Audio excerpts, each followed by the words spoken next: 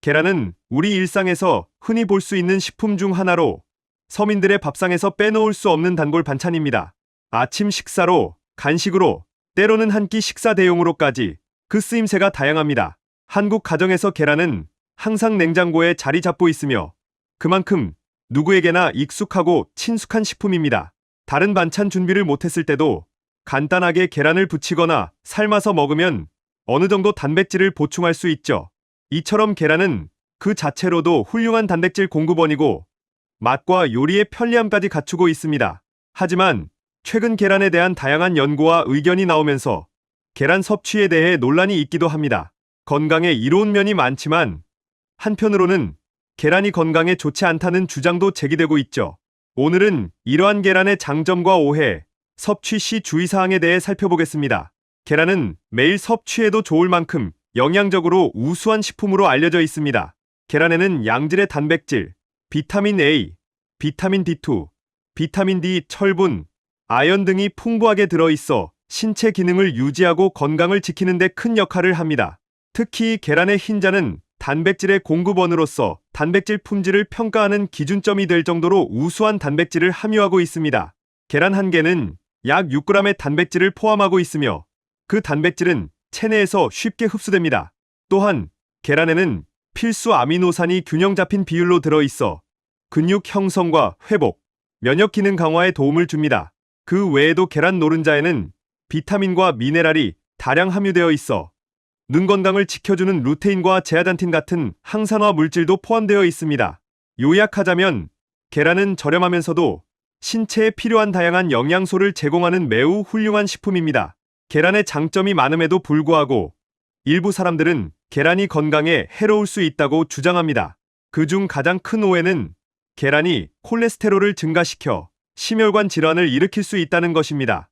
많은 사람들이 계란을 많이 먹으면 콜레스테롤 수치가 높아진다고 알고 있지만 연구에 따르면 이는 사실과 다릅니다. 미국에서 수행된 여러 연구들은 계란 섭취가 혈중 콜레스테롤 수치를 높이거나 심혈관 질환의 위험성을 크게 증가시키지 않는다는 사실을 밝혀냈습니다. 특히 텍사스 공대에서 진행한 연구에서는 성인들을 대상으로 계란 섭취가 포화지방 섭취와 혈당 수치에 미치는 영향을 분석한 결과 계란을 많이 먹더라도 혈당 수치가 악화되지 않으며 포화지방 섭취도 크게 늘어나지 않았다고 합니다. 물론 계란을 과도하게 섭취하는 것에 대한 경고도 있습니다. 특히 콜레스테롤 수치가 높거나 고지혈증을 앓고 있는 사람들의 경우 주의가 필요합니다. 일반적으로 계란에는 콜레스테롤이 많이 포함되어 있기 때문에 하루에 너무 많은 양의 계란을 섭취하면 혈중 콜레스테롤 수치가 높아질 수 있다는 점은 여전히 고려해야 합니다. 특정 연구에 따르면 하루 콜레스테롤 섭취량이 300mg 이상인 사람들은 그 이상을 섭취했을 때 혈중 콜레스테롤 수치가 약간 증가할 수 있다고 합니다. 하지만 평소 콜레스테롤 섭취가 많은 사람들은 추가적인 섭취가 큰 변화를 일으키지 않는다는 연구 결과도 있습니다. 따라서 고지혈증이나 심혈관 질환이 있는 사람들은 계란 섭취를 조절하거나 특히 노른자를 피하는 것이 좋습니다. 건강한 사람이라면 큰 문제는 없겠지만 개인의 건강 상태에 따라 적절한 섭취량을 정하는 것이 중요합니다. 계란을 먹을 때는 그 자체로 영양가가 풍부한 식품이지만 섭취 후 어떤 음식을 함께 먹느냐에 따라 건강에 해로울 수 있습니다. 특히 계란을 먹은 직후에 약을 복용하거나 특정 음식을 섭취하는 것은 건강에 좋지 않은 영향을 미칠 수 있습니다. 이러한 이유로 계란을 먹을 때 주의해야 할 사항에 대해 조금 더 자세히 알아보겠습니다. 계란은 단백질 함량이 매우 높기 때문에 소화기관에 부담을 줄 수 있습니다. 계란을 섭취한 직후 약을 복용하게 되면 위장에 추가적인 부담을 가중시킬 수 있어 주의가 필요합니다. 특히 위장 질환을 앓고 있거나 소화력이 약한 사람들은 더욱 조심해야 합니다.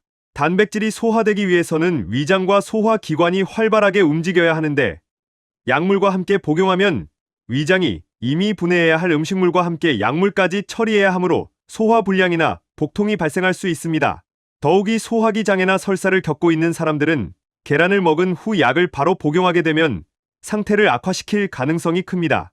설사나 소화불량과 같은 증상이 있을 때 계란 속 단백질이 소화되기 어려워지고 약물 흡수도 제대로 이루어지지 않아 치료 효과를 방해할 수 있습니다.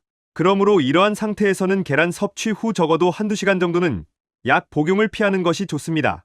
계란을 먹은 후 녹차를 바로 마시는 것도 피해야 할 행동 중 하나입니다. 녹차에는 탄닌이라는 성분이 들어있는데 이 탄닌이 계란 속 단백질과 결합하면 소화가 방해될 수 있습니다. 탄닌은 단백질과 결합하여 불용성 복합체를 형성하게 되는데 이는 소화 효소가 제대로 작용하지 못하게 만들어 소화불량을 유발할 수 있습니다. 특히 소화가 느려지면서 변비가 발생할 수 있으며 장의 연동 운동을 억제하여 소화 과정 전체에 부정적인 영향을 미칠 수 있습니다. 또한 탄닌은 소화 과정을 방해할 뿐만 아니라 장내에서 유독 물질이나 발암 물질의 흡수를 증가시킬 수 있다는 연구 결과도 있습니다.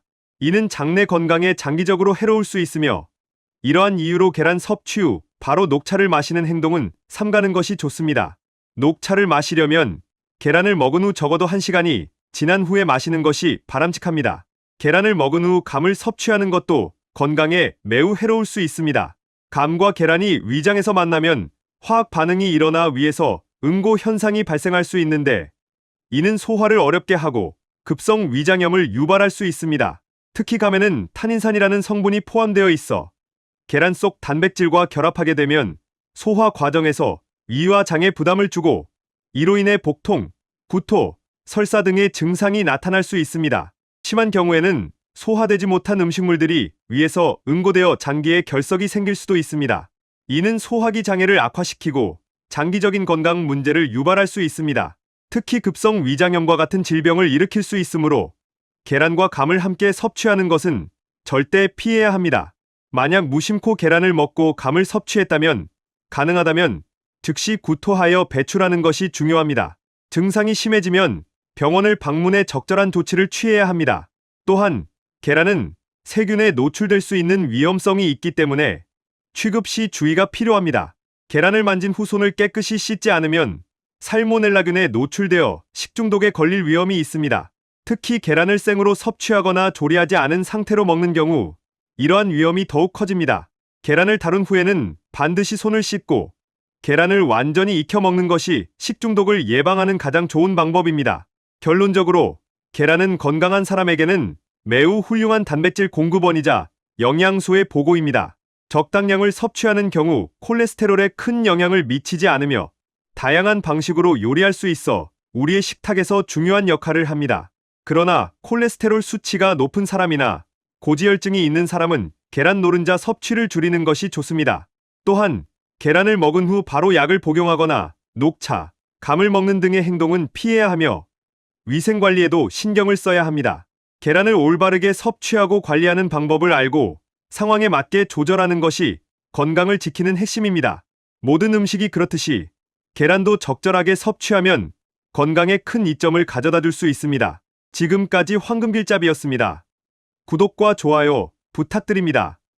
여러분의 건강과 행복을 위해 황금 정보를 전달해 드리겠습니다. 시청해 주셔서 감사합니다.